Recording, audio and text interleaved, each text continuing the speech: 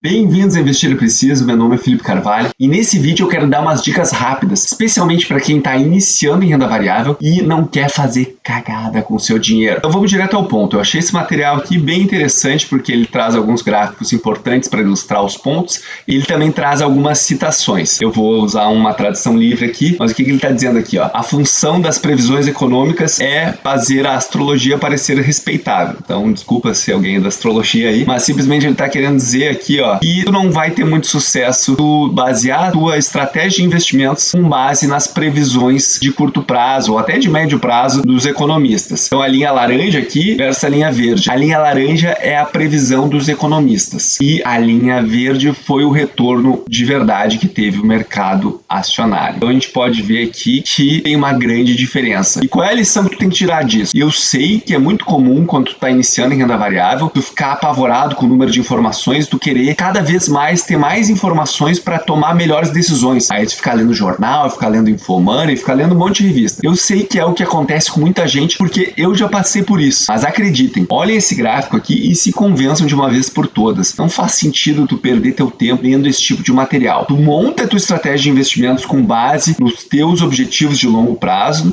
no prazo de investimentos que tu tem, na tua tolerância ao risco e ponto. E aí tu se mantém nessa estratégia. Não fica tentando mudar com base no que os especialistas estão prevendo agora. E a gente já viu que eles não fazem um trabalho muito bom em relação a isso. Não é culpa deles. Prever o futuro é uma profissão ingrata. Agora vamos para a segunda lição. E nós temos aqui o Charlie Munger, o grande parceiro do Warren Buffett, e vamos ver o que ele disse. Ele disse aqui, que muitas pessoas com QI alto são investidores terríveis, porque eles têm um comportamento ruim. Você precisa manter o seu comportamento emocional mais bruto, assim, mais primitivo, vamos chamar assim, sob controle. Então, basicamente isso que ele está dizendo. E o que ele mostra aqui? E aí ele segue dizendo que muitos investidores não recebem a rentabilidade que eles merecem. Por quê? Devido a comportamentos destrutivos, como tentar adivinhar o mercado, tentar pegar qual é o investimento quente da vez, qual é a diquinha da vez, e aí tá sempre buscando alguma coisa que muitas vezes é bem arriscada. Muitos deles abandonam seus planos de investimento, ou nem tem planos ou estratégias de investimento, e isso acaba levando ao que esse gráfico aqui mostra, a média de retorno anual de 2001 a 2020. Aqui em verde é a média do retorno dos fundos de investimento. E aqui em laranja é a média do retorno do investidor médio daqueles fundos. Então a gente pode ver que tem uma diferença aqui que ele chama que é a perda de investimento devido ao comportamento do investidor. E se tu procurar na literatura, tu vai encontrar esse fenômeno se repetindo várias vezes. O fundo de investimento pode até ter ido bem, mas o investidor que investiu naquele fundo perdeu dinheiro ou não foi tão bem, justamente porque ele tem algumas decisões de quando investir, quando sacar o dinheiro, que podem prejudicar o seu retorno. E aqui eu quero aproveitar para mostrar para vocês esse relatório aqui, não vou passar por todo ele, mas é um relatório que sai todos os anos dessa instituição aqui, da Dalbar, e ela basicamente busca olhar com dados justamente quais são os comportamentos do investidor que prejudicam o seu retorno. E aqui nessa figura ele põe exemplos de alguns viés comportamentais, como viés de ancoragem, por exemplo. Quem nunca teve um investimento que estava num preço, aí depois que ele caiu, já nem queria ter mais aquele investimento, mas tu fica dizendo, não, quando voltar para esse valor, aí eu vendo. Aí tu tá ancorado naquele preço que pode nunca mais voltar. Um outro também, viés de enquadramento. Dependendo de como o problema ele é apresentado para ti, tu responde de uma maneira ou outra. Por exemplo, pensa agora, tu quer tomar um remédio experimental que tem 90% de chance de sobrevivência, ou tu quer um outro remédio experimental que tem 10% de chance de te matar. Provavelmente tu escolheu o que tem 90% de chance de sobrevivência, apesar da probabilidade ser a mesma. 90% de chance de sobrevivência é a mesma coisa que 10% de chance de mortalidade. Então aqui tem um resumo de alguns dos viés comportamentais que a gente está exposto. E olha que interessante aqui, Market timing. O que é isso? É a pessoa tentando adivinhar. Será que o mercado de ações vai cair? Então vou tirar meu dinheiro. Será que o mercado de ações vai subir? Então vou botar meu dinheiro. Então aqui no gráfico ele mostra o percentual de quanto que o investidor médio ele acerta esse market timing. E como é que ele fez isso? Ele diz que a pessoa acertou se o saldo de retirada de dinheiro dos fundos de investimento foi maior, ou seja, teve mais gente retirando dinheiro do que gente investindo, e no mês subsequente teve uma queda no mercado acionário. Então as pessoas acertaram porque elas tiraram dinheiro antes do mercado cair. Ou também elas acertaram se elas botaram mais dinheiro do que retiraram e na sequência o mercado subiu. Então isso também foi considerado como um acerto. E aqui está mostrando o percentual de vezes que elas acertaram ao longo dos anos. Eu até estranhei esse gráfico aqui a primeira vez que eu vi, porque realmente parece que as pessoas acertaram várias vezes. Então isso não seria benéfico para o investidor, mas por mais que o gráfico mostra que eles não tiveram um desempenho tão ruim, isso não ajuda o retorno deles. Olha aqui o que ele está dizendo. Os investidores, eles acertaram mais ou menos metade das vezes. Então, de 20 anos, eles acertaram ali 12. Mas, aí ele está falando de 2019, que é o ano mais recente desse estudo aqui, eles só acertaram 3 meses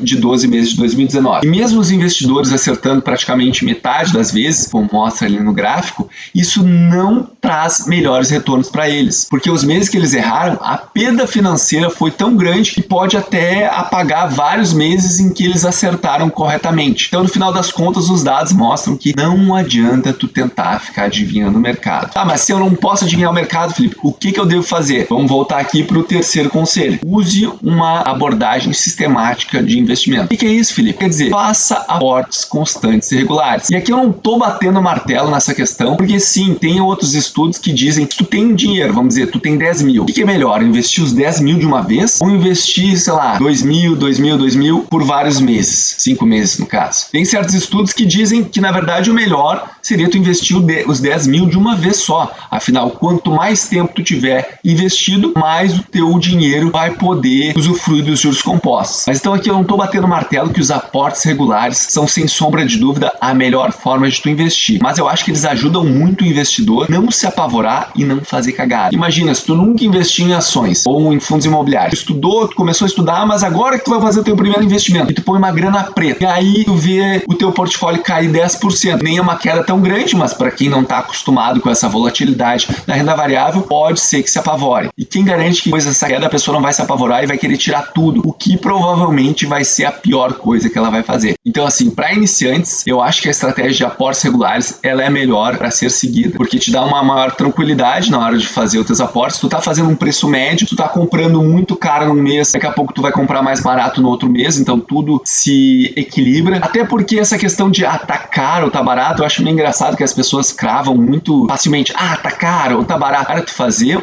um fluxo de caixa descontado, para tu tentar achar um preço justo, para aí tu verificar se tá caro ou tá barato, não é uma tarefa nada fácil. E se eu fizer ou se outra pessoa fizer, é provável que o resultado vai ser diferente. Então eu não acho que é uma tarefa tão fácil tu dizer que o investimento tá caro ou tá barato. Claro, tem alguns que fogem da curva e aí fica mais fácil tu dizer que estaria caro ou estaria barato. Mas na maior parte dos casos não é uma coisa tão trivial de tu determinar. A não ser que daqui a pouco tu use uma estratégia quantitativa. Tu usa poucos indicadores. Por exemplo, uma estratégia que usa apenas o Enterprise Value dividido pelo EBIT para dizer se uma ação tá cara ou barata. Aí fica fácil de tu fazer essa afirmação. Mas não é o que a maioria das pessoas usa, então não sai rotulando as empresas de caras ou baratas sem uma reflexão profunda e tu ter convicção de por que tu tá dizendo isso. E mais uma coisa sobre se tá caro ou se tá barato. Eu vejo muitos investidores iniciantes muito preocupados com essa questão e aí até não querendo investir. Não sei se tá caro, não sei se tá barato, vou guardar aqui e não vou investir meu dinheiro. Eu sugiro que vocês não se preocupem tanto com isso, especialmente no início, quando os teus aportes, eles ainda representam bastante do teu patrimônio. Por exemplo, vamos dizer que tu começou a investir com R$500 mensais, vem fazendo isso por vários meses, e tu acumulou R$5.000. O teu próximo aporte, ele representa 10% do teu patrimônio total. E agora tu vai investir numa nova ação que tu não tem em carteira. E vamos dizer que tu foi o mais azarado do mundo, tu comprou no preço mais alto da história e ela nunca vai voltar para aquele preço. Ok, tu fez um aporte num preço muito caro, mas aí nos meses seguintes, a ação vai cair, né? Porque eu já falei que vocês compraram no pior momento possível, vocês compraram no preço mais alto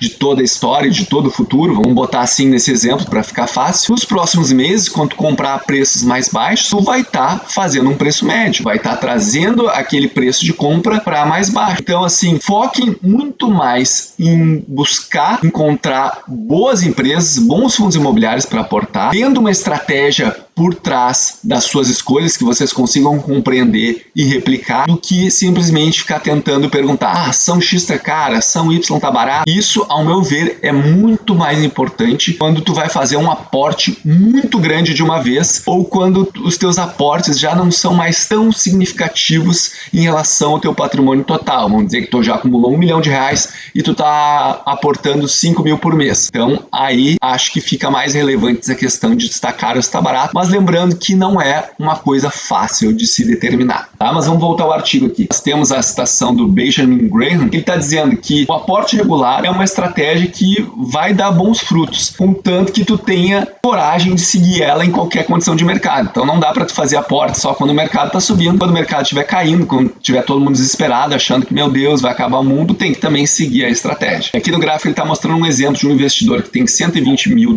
para investir e ele investe a cada 3 meses. Ele compra $30 mil, não importa se o mercado subiu ou se o mercado caiu. E aí ele está mostrando aqui o retorno que a pessoa teria. O que é mais interessante é que ele conclui que essa abordagem de aportes regulares de 3 em 3 meses, nesse estudo aqui, ela superou o mercado por praticamente todos os 15 anos desse estudo. E aí tu pergunta, mas como isso? É que quando teve as quedas e o investidor não se apavorou e se manteve no plano, ele acabou se aproveitando daqueles preços mais descontados e acabou comprando mais ações do que ele conseguiria comprar se os preços não tivessem caído. E aí ele fazendo isso sistematicamente, ele acabou tendo esse resultado superior. E ele chama atenção também que essa abordagem de aportes regulares dá uma estratégia para o investidor. E aí evita dele tentar ficar adivinhando qual é o melhor momento. E aí, por exemplo, quando as ações estão caindo, ele achar, não, agora não é um bom momento. Vou tirar meu dinheiro das ações para voltar quando o momento estiver melhor. A gente já viu que isso não dá muito certo. Esse vídeo eu falei que ia ser mais curto. Eu tenho certeza que se os investidores iniciantes seguirem a filosofia que está contida dentro dessas dicas, eles podem evitar de fazer muitas cagadas que podem prejudicar o seu patrimônio. Então, recordando quais são os princípios. Não ficar tentando adivinhar o futuro, não ficar entrando e saindo dos investimentos sem ter uma estratégia clara e fazer aportes regulares, especialmente se está iniciando. Se depois tu já tem mais experiência no mercado acionário, tudo bem tu querer fazer valuation para determinar o preço justo ou algum outro tipo de estratégia para determinar se o investimento está caro ou está barato, mas não deixa isso te impedir de dar os teus primeiros passos para formar a tua carteira. E agora comenta abaixo, já conheci esses princípios e qual tu acha que é a importância deles para a montagem de carteira para nós, investidores, pessoas físicas. Lembre-se que investir é preciso. Um grande abraço e até a próxima.